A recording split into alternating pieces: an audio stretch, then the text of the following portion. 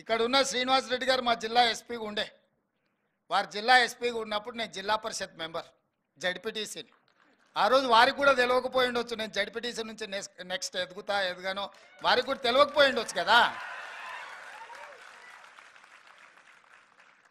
మా police station వారు 60 కిలోమీటర్ల అవతలకి షిఫ్ట్ చేశారు. నేను ఏడ జడ్పీటీసీగా ఉండేనో మిడ్చల్ మండలంలో ఉండే పోలీస్ స్టేషను వేరే కారణం చేత 60 కిలోమీటర్ల దూరానికి మారుస్తే 3 బస్సులు మారి నేను ఆ పోలీస్ స్టేషన్కి చేరాలి. ఎవరైనా ఫిర్యాదు చేయాలంటే ఉదయం ఊర్లో బయలుదేరితే చీకటి వరకు స్టేషన్కి చేరుకుంటాం. ఆడ ఫిర్యాదు ఇచ్చి వెనకకు రావాలంటే రాత్రి వాళ్ళ పోలీస్ స్టేషన్లోనే పండుకోవాలి. ఒక రాత్రి పోలీస్ స్టేషన్లో ఎవడన్నా ఊరు నుంచి పోయి ఉంటే వాడిని ఎట్లా చూస్తారు ఊర్లో? ఆ సమస్యను తీసుకెళ్ళి వారికి వివరించిన, మీరు పోలీస్ స్టేషన్ తీసుకెళ్ళి బాలానగర్లో జడ్చర్ల అవతల పెట్టారు మిడ్జిల్ది. ఆ బాలానగర్కి పోవాలంటే 3 బస్సులు మారాలి. ఊర్లో నుంచి బయలుదేరితే 3 బస్సులు మారి పోలీస్ స్టేషన్కి పోయేవరకు అర్ధరాత్రి అవుతుంది. అర్ధరాత్రి పోలీస్ స్టేషన్లో వస్తే మీరు పోలీస్ స్టేషన్లో మంచిగా చూసుకుని ఊరికి పోతే ఊరేమనుకుంటుంది. స్టేషన్ని మారవండి అని చెప్పి వారు ఎస్పీగా ఉన్నప్పుడు నేను ఒక రిప్రజెంటేషన్ ఇచ్చిన. వారు చేసిండ్రు ఆ పని, చేయలేదని నేను అంటలే. కానీ ఆ రోజు నేను జడ్పీటీసీనే కదా, బాధ్యత పెద్దగా నెరవేర్చాల్సిన అవసరం లేదు, ఏముందిలే అని ఊరుకుంటే ఈరోజు శ్రీనివాస్ రెడ్డి గారిని అవసరమైతే హైదరాబాద్ కమిషనర్గా పోస్టింగ్ చేసే ముఖ్యమంత్రి కుర్చీలో ఉండేవాడిని కాదు.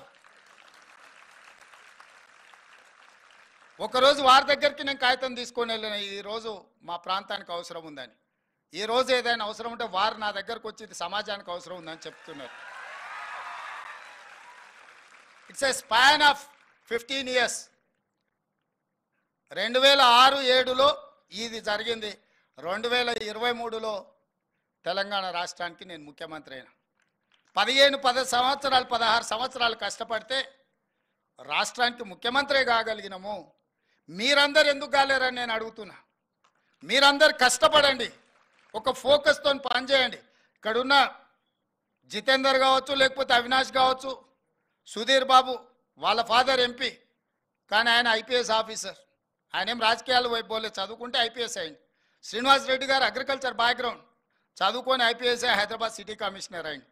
ఇవన్నీ కూడా ఏంటంటే మనం మన లైఫ్లో ఫోకస్ పెట్టినప్పుడు ఇది సాధ్యమవుతుంది. అట్లనే మీరు కూడా లైఫ్లో ఫోకస్ పెట్టండి.